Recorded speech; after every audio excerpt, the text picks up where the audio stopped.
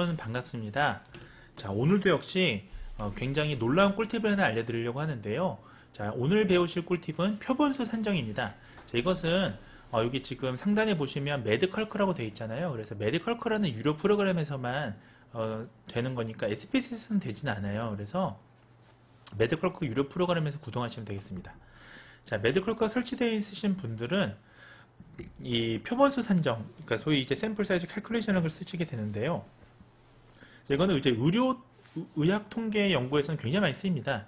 그래서 뭐 이전 영상들에서 이제 여러 차례 말씀을 드렸었는데, 의학 연구 같은 경우에는 이 피험자를 윤리적인 문제로 충분히 확보하기 어려운 경우도 많고요. 그 다음에 여러 가지 좀 제약 조건들이 있어요. 실험 연구를 하는 데 있어서. 자, 그래서 가능한 한 이 피험자를 불필요하게 많이 모집하기보다는요, 이 실험의 어떤 최소한의 어떤 검정에 따른 차이를 통계적으로 역계산해서 우리가 표본 크기를 산출합니다. 소위 이제 검정력하고 유의 수준과 알파, 베타, 오류를 각각 알고 표준 편차를 알게 되면 이와 같은 샘플 사이즈를 역으로 계산할 수가 있어요. 자, 근데 그것을 우리가 매드컬크에서는 간단히 이제 계산할 수 있게 도와줍니다. 자, 한번 볼게요. 개념만 먼저 보시면요. 자, 우리가 표본 크기 산출이라는 거는 연구의 표본, 데이터. 사실 우리가 대상이 많으면 많을수록 사실 좋은 결과가 나오죠. 그래서 중심극한 정리라고 해서 여러분들 뭐 통계에 대해서 지식이 있으신 분들 너무 잘 아시겠습니다. 자, 다만 우리가 사람을 대상으로 할 때에는 무제한적으로 표본을 늘리는 게 불가능합니다. 그래서 우리가 적절한 표본, 그러니까 사람 인체 실험 연구 같은 경우는, 사람을 대상으로 하는 연구 같은 경우는 불필요하게 많은 이제 표본을 모집해서 분석하는 게 적절하지 않아요. 그래서 알맞는 숫자로 추출해서 연구를 시행하는 게 필요합니다. 이럴 때 주어진 조건 내에서 샘플 사이즈를 결정해야겠죠. 자, 이때 필요한 것은 자, 이와 같은 건데요. 자, 리젝하는, 그러니까 널 하이퍼세스, 그러니까 널 가설, 영가설을 리젝하는 거와 영가설을 받아들이는 걸 각각 우리가 이게 true, false 이렇게 나눠서 보면, 여러분들 뭐 이거는 길게 설명하진 않겠습니다. 자, 위에 있는 게 타입 1 에러, 그러니까 소위 이제 알파 오류고요. 밑에 있는 게 타입 2 에러고, 소위 이제 베타 오류가 되겠습니다. 그래서 알파 오류와 베타 오류를 간단히 말씀드리면, 알파 오류는, 에러는 귀무가설의 참이지만 이를 채택하지 못할 확률이죠. 그래서 이것을 참을 거짓이라고 하는 확률이니까, 이것을 우리가 소위 이제 다른 말로 쉽게 생각하면 알파는 significant level, 유의 수준이 될 거예요. 그래서 여러분들 알파 오류는 유의 수준이라고 그냥 간단하게 이해하시면 좋을 것 같습니다. 자, 그 다음에 타입 2 에러는 우리가 베타 에러인데요. 베타 에러는 뭐냐면 귀무가설이 거짓이지만 이를 채택할 확률이잖아요. 그래서 거짓을 참이라고 하는 확률입니다.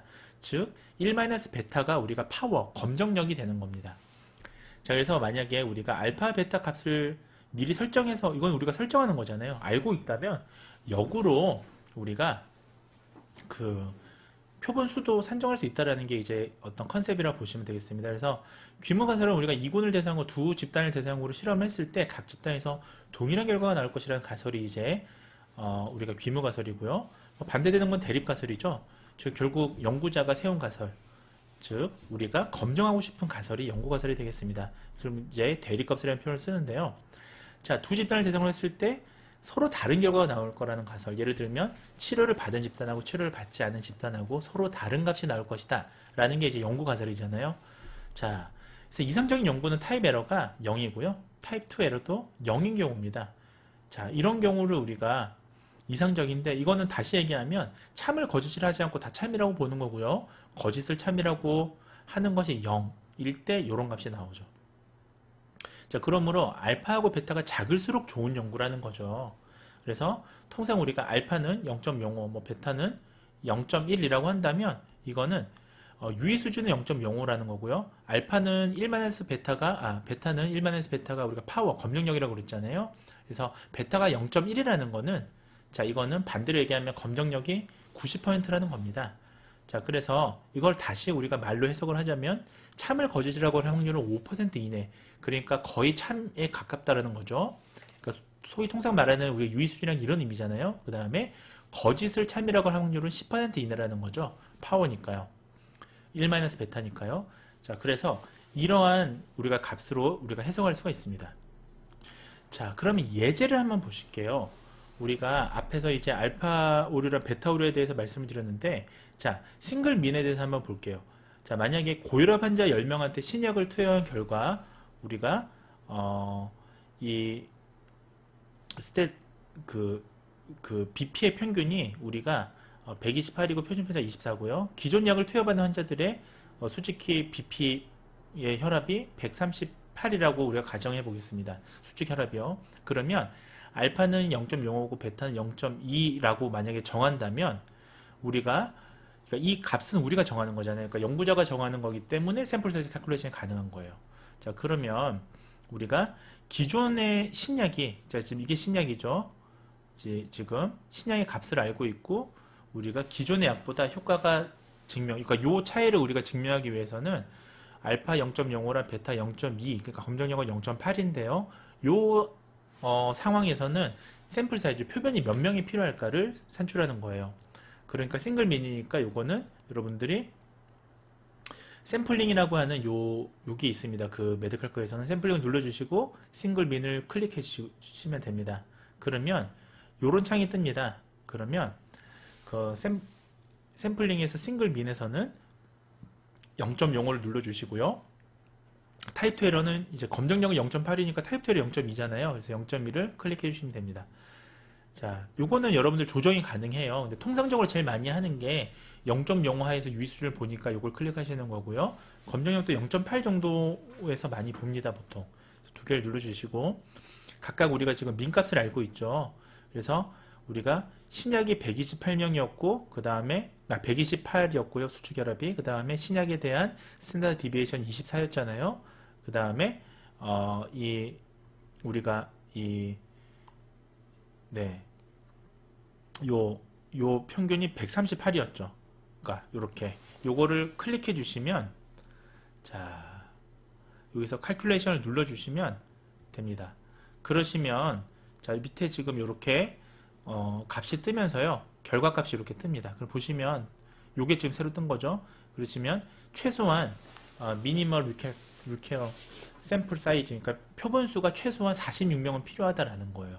그래서 표본수가 자, 지금 0.05고 0.2에 해당되는 요 46명이라는 게 나옵니다. 그래서 최소 실험을 하려면 지금 같은 저런 실험에서는 46명을 대상으로 모집을 해야 신약과 기존 약에 통해서 혈압이 얼마큼 수축혈압이 지금 차이가 있는지를 검증할 수 있다는 겁니다. 자, 그래서 보시면 지금 아까 했던 말씀이 이거고요. 그래서 0.05, 0.02, 128 이게 민값이죠. 그 다음에 연가설 138 요거 입력을 하고 칼큘레이션을 누르면 이렇게 나옵니다. 자, 지금 말씀드린 이제 샘플 민에서의 샘플 사이즈 칼큘레이션이 되겠습니다. 자, 두 번째는요. 싱글 프로포션에 대해서 우리가 샘플 사이즈 칼큘레이션을 구한다고 가정해 볼게요. 자, 그러면 자, 만약에 고혈압 환자 10명한테 신약을 투여한 결과 우리가 프로포션이니까 비율이 얼마큼 낮아졌는지 우리가 이제 그 바이노미얼하게 보는 거잖아요. 30% 낮아졌습니다. 만약에 수축혈압이요. 그 다음에 기존의 약을 투여받은 환자, 그러니까 신약 말고 기존 약은 대조군은 25% 낮았습니다. 그러면 요거를 우리가 알고 있다. 이럴 때 이제 몇 명이 필요하냐 앞으로. 그러면 우리가 유의 수준이랑 우리가 베타 값을 알고 있다면 이건 우리가 설정하는 거잖아요. 연구자가. 그러면 신약이 기존 약보다 효과가 있는지를 증명하기 위해서 과연 몇 명의 환자가 필요하냐를 우리가 역으로 구할 수가 있습니다.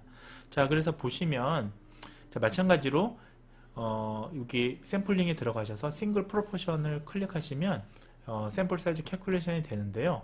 자, 지금 보시다시피 자, 여기에 타입 1 에러에서는 0.05를 클릭해 주시고요. 그 다음 타입 2 에러에서는 0.20을 클릭해 주시는데 이거는 우리가 연구자가 설정한 값이죠. 그 다음에 프로포션은 지금 30%가 낮았으니까 30%이고요. 자, 연가설은 우리가 기존의 약보다 나을 게 없다니까 기존의 약이 25% 낮아진 거잖아요. 여기 보시면. 자, 그러면 여기서 연가설은 25가 되는 거예요. 만약 25로 나온다면 기존의 약하고 신약하고 차이가 없다는 연가설이 되는 거니까요.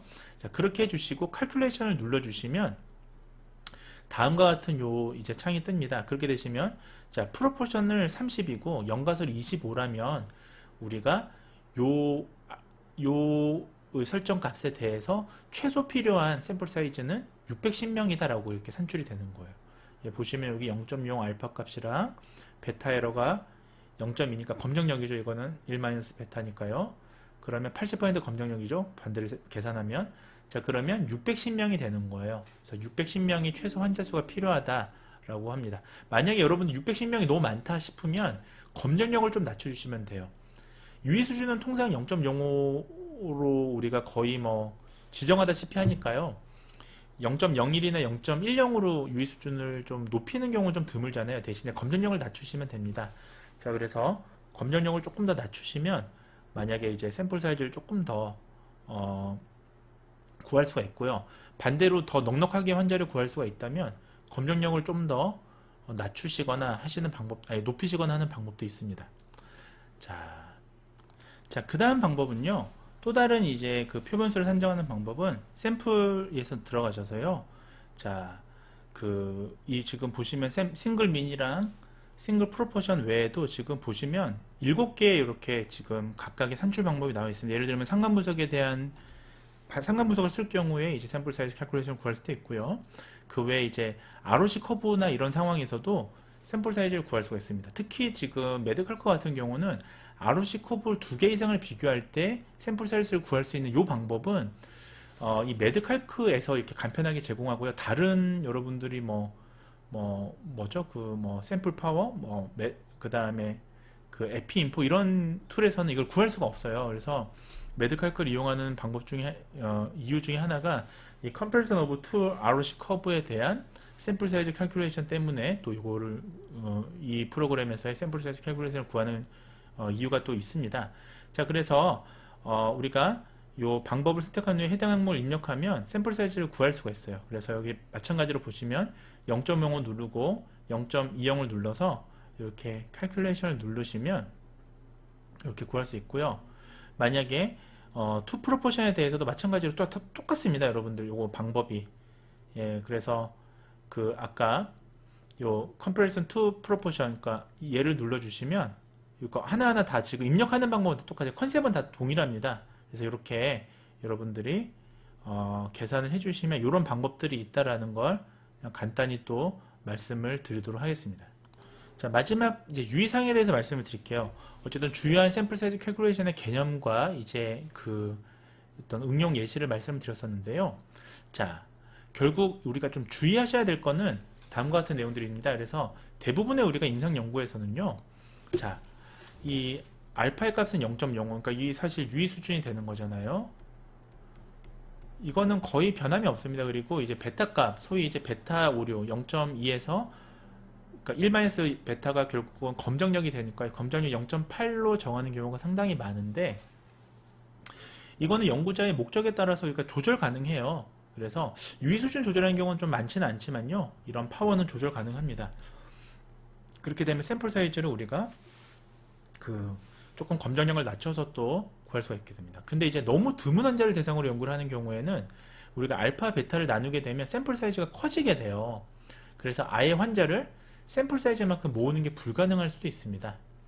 자, 예를 들면 루게릭병 환자를 모집한다고 하는데 루게릭병 환자 같은 경우는 그 발병률이 굉장히 낮거든요. 유병률이요. 그러면 실제로 우리가 루게릭병 환자를 많이 모집하는 게 쉽지 않겠죠. 이런 경우에는 적절한 수준으로 알파, 베타 값을 조정할 필요가 있는 거예요. 그래서 알파와 베타를 낮추게 되면 샘플 사이즈가 커집니다. 자, 이거 같이 알아두세요. 중요한 건 알파, 그러니까 유의 수준하고 검정력을, 그러니까 검정력이 아니라 1- 베타가 검정력이니까 그냥 베타 오류예요. 그래서 알파 오류와 베타 오류를 낮추게 되면 오류가 적은 거니까 샘플 사이즈가 커지게 되고요. 자, 알파와 베타 오류가 많다면, 좀 오류를 다소 감안하더라도 수집하고 싶다면 샘플 사이즈는 작아져요. 그래서 요거 반드시 이 역학관계를 알아두시면 도움이 될 것 같습니다. 자, 그 다음에